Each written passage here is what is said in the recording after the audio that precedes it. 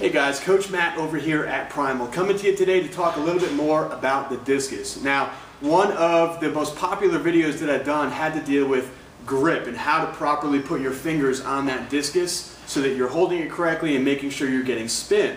Well, off of that video, we have also been receiving questions on, well, that's great, but how do you get even more spin? How do you get the optimal amount of spin? So today I'm going to give you a couple of tips to make sure that you are holding the discus correctly, but also doing everything properly so that you're getting the optimal amount of spin, or you don't have anything holding you back. Okay, the first thing we want to talk about is, just to recap, how to place your hand on this discus. So I like Nelco is the name of the company that makes this discus. So what I do, take the L and treat that L like it's a dividing line for the discus. So I put my finger right on the top of that L and I wrap my other fingers around the discus. Now what this will do is, as you throw it, you already have about half of that discus that's already out of your hand. So it weights the discus properly in your hand so that when you let it go, you can start to create more spin. But there's other things to watch out for too. Now when I show you these, I'm just going to grip onto the discus with my fist so that it doesn't fall out of my hand.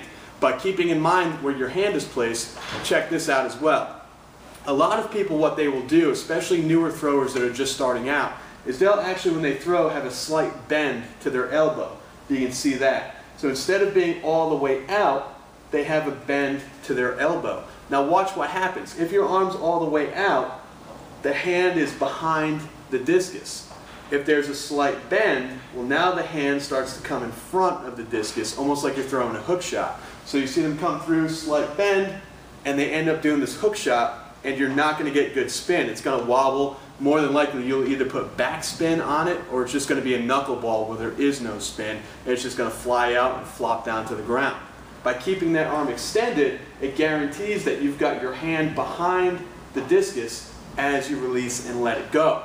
The other thing that goes along with this is, if you have your hand extended, do not drop the discus down. You see a lot of athletes, especially newer athletes, even somebody I have who I coach online does this, and he's throwing the discus like 55 meters.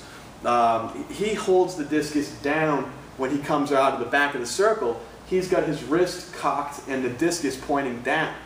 So you need to make sure that discus is up and flat. That way you get an optimal release, so that when you release at the end, you're not lifting and making that discus wobble when it comes out of your hand. Okay? So that's a few things to work on. Keeping the arm straight, making sure that the arm is not bent like you're throwing a hook shot, and making sure that you do not dip that discus down as you throw.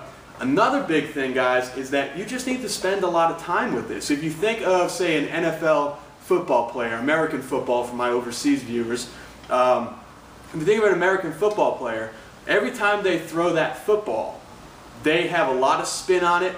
There's a lot of, they throw it in what they call a spiral, so that football is rotating quickly in the air.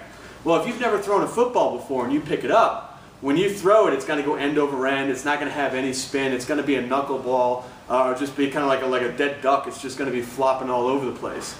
That's because these guys, you know, if you're playing in the NFL, you're in your mid-20s to early 30s as a quarterback, you've probably been throwing a football for maybe 20, 25 years. Guaranteed, when those guys picked up a football, it was not a perfect spiral the first time. They spent thousands and thousands of throws in the backyard with their dad or their brother or whoever, throwing the football back and forth, getting it to feel normal, getting that nice tight spiral. And now whenever they do it, it's perfect. They don't even think about it. But where they place their fingers, how far apart the fingers are spread on the football, where their hand is placed, where the fingers are on the laces of the football, it's going to differ from person to person. And that's just like holding a discus. You've got to find what works best for you. So you might want the first two fingers closer together. You might want your fingers as wide apart as possible.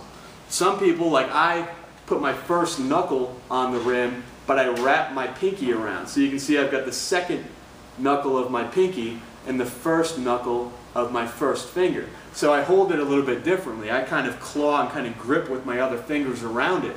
It's personal preference. Figure out what works best for you and stick with it. Again, it takes years to really master putting a lot of spin on that discus. So if you've only been doing this for one season, if you've only been doing it for a couple of months, keep working on it. Try to get out there and throw every day. Get used to having that discus in your hand. And eventually, if you're doing everything correctly, if you're troubleshooting, making sure what I showed you before is going well, you should be applying a lot of spin to that discus. Keep practicing, keep throwing, and if you have any questions, make sure you keep sending them in to me, and I'll get them answered for you right away.